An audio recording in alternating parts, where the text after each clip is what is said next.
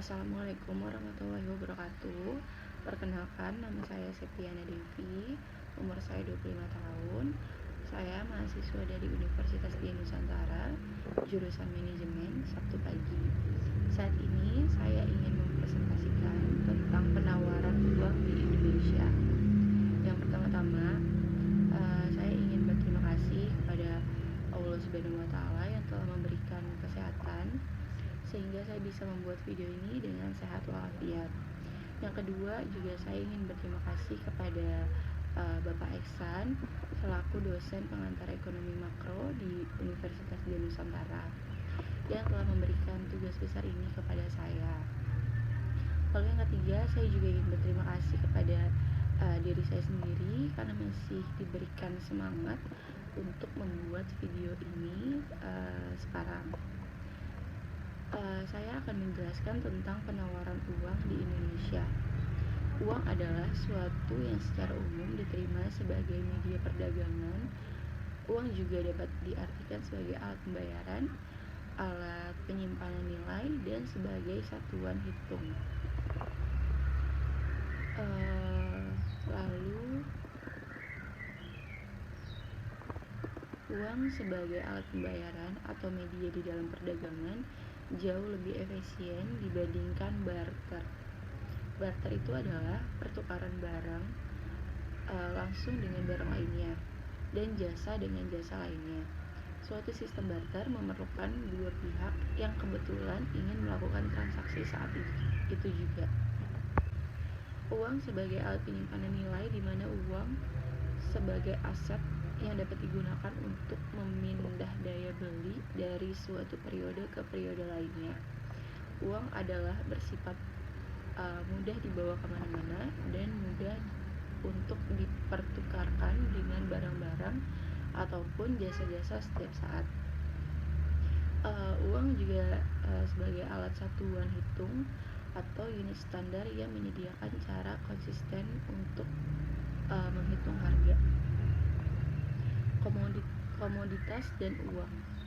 Uang sebagai komoditas adalah barang yang digunakan sebagai uang yang juga mempunyai nilai intrinsik di dalam berbagai penggunaan yang lain.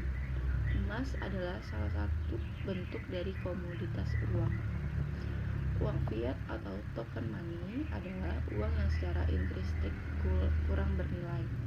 Legal tender adalah uang yang oleh pemerintah yang dibutuhkan untuk disetujui dalam penyelesaian hutang piutang. Lembaga penyimpanan dana. Yang disebut lembaga penyimpanan dana adalah sebuah perusahaan keuangan yang melakukan penyimpanan untuk keuangan rumah tangga dan perusahaan. Simpanan-simpanan ini merupakan komponen dari M1 dan M2. Selanjutnya kita akan mempelajari apa saja yang termasuk dari kategori lembaga ini. Bagaimana mereka melakukan perusahaannya, keuntungan ekonomi yang mereka hasilkan, dan bagaimana mereka diregulasi, dan bagaimana juga mereka berinovasi untuk menciptakan produk keuangan yang baru. Jenis-jenis dari lembaga penyimpanan dana adalah ada 3 jenis dari lembaga penyimpanan dana, yaitu yang pertama, bank-bank komersial. Sebuah bank komersial adalah perusahaan yang memiliki izin untuk menerima simpanan dana dan meminjamkan dana. Pada tahun 2018, sekitar 7.000 bank komersial beroperasi di Amerika Serikat.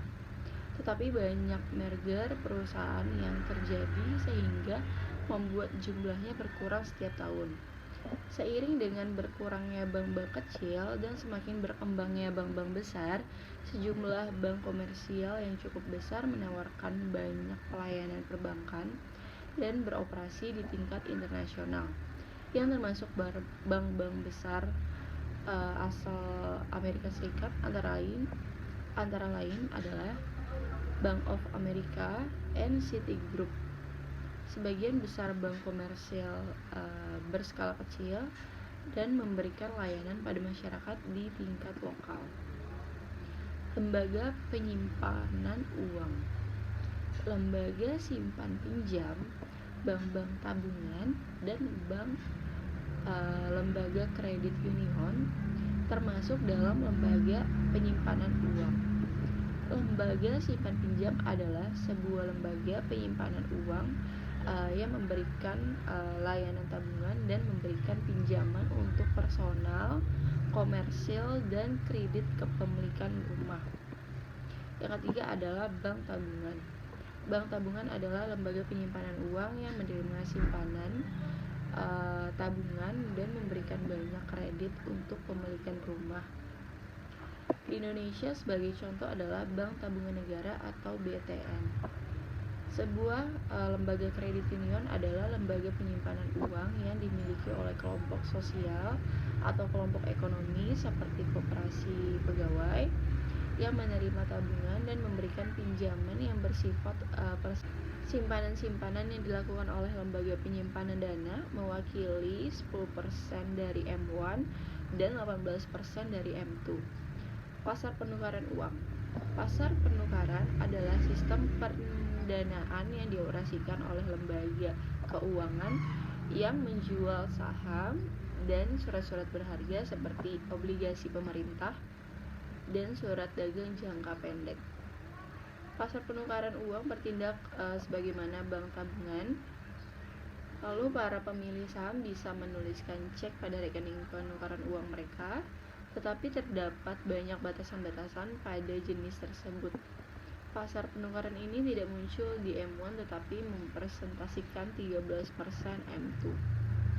Apa saja sih yang dilakukan oleh lembaga-lembaga penyimpanan dana? Lembaga penyimpanan dana melakukan layanan keuangan seperti clearing cek, manajemen rekening, penyedia layanan kartu kredit, serta layanan internet banking, yang semuanya bisa menghasilkan penerimaan dari pelayanan yang mereka berikan. Akan tetapi, lembaga penyimpanan dana ini menghasilkan sebagian besar pendapatan mereka dengan menggunakan dana yang mereka terima dari para penabung untuk memberikan kredit dan menjual saham yang bisa menghasilkan suku bunga yang lebih tinggi daripada mereka memberikan kepada para penabung. Pada aktivitas usaha seperti ini, lembaga penyimpanan dana harus mempertimbangkan antara penerimaan dan resiko yang harus ditanggung. Untuk melihat keseimbangan ini, pembahasan selanjutnya akan difokuskan pada bank-bank komersil. Sebuah bank komersil tetap menyimpan sebagian dana yang mereka terima dari para nasabah dan sisa-sisanya mereka pinjamkan untuk diinvestasikan dalam 4 jenis aset: surat berharga dan uang tunai yang berada di lemari besi milik bank atau disimpan di sebuah rekening pada cadangan bank sentral. Dana-dana ini digunakan untuk memenuhi kebutuhan uang pecahan para nasabah dan untuk melakukan pembayaran untuk uang dari bank-bank lain. Pada kondisi normal, sebuah bank menyimpan sekitar 1,5% dari simpanan yang ada sebagai cadangan. Aset-aset cair yang termasuk aset cair adalah obligasi pemerintah dan surat dagang. Aset-aset seperti ini adalah pertahanan pertama bank jika mereka membutuhkan dana cadangan mendadak. Lalu aset cair ini dapat dijual dan secara tepat dikonversikan yang tidak memiliki resiko. Karena jenis aset ini rendah resiko sekali, aset ini juga rendah tingkat suku bunganya. Lalu ada surat-surat berharga. Surat-surat berharga adalah suatu surat berharga yang dikeluarkan pemerintah dan surat berharga lainnya. Aset ini dapat dijual, dikonversikan menjadi cadangan dana, tetapi harganya berfluktuasi karena harga surat-surat berharganya bisa berubah-ubah dan memiliki resiko daripada aset cair. Resikonya lebih tinggi daripada aset cair, akan tetapi memiliki suku bunga yang lebih tinggi. Lalu ada pinjaman. Pengertian pinjaman adalah komitmen untuk mengembalikan sejumlah dana dalam waktu yang ditentukan. Bank memberikan pinjaman kepada perusahaan untuk mendanai permodalan. Bank juga memberikan pinjaman gadai untuk mendanai kredit kepemilikan rumah dan pinjaman perorangan untuk mendanai konsumsi atas barang-barang tahan lama seperti mobil atau kapal. Lalu penggunaan kartu kredit oleh para nasabah juga termasuk pinjaman bank. Pinjaman adalah aset bank yang paling beresiko karena pinjaman tersebut tidak dapat dikonversikan menjadi cadangan dana sehingga jatuh tempo pembayaran dan terdapat sejumlah pinjaman yang tidak membayar sehingga terjadi kredit macet. Aset bank yang paling berisiko ini memiliki suku bunga yang paling tinggi.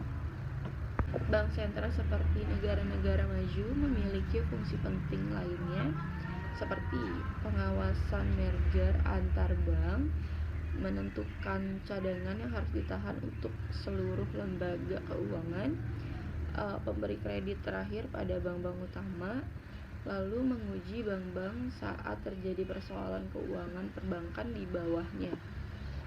Pengawasan bank sentral terhadap bank-bank di bawahnya, terutama pengawasan terhadap jumlah uang yang beredar, dapat dilakukan sebagai berikut. Yang pertama ada rasio cadangan, yang kedua tingkat diskonto, yang ketiga adalah operasi pasar terbuka. Sekian presentasi saya tentang penawaran uang di Indonesia. Semoga bisa memberikan saya nilai yang baik untuk tugas besar ini. Jika ada kesalahan dalam perkataan kata, mohon dimaafkan. Assalamualaikum warahmatullahi wabarakatuh.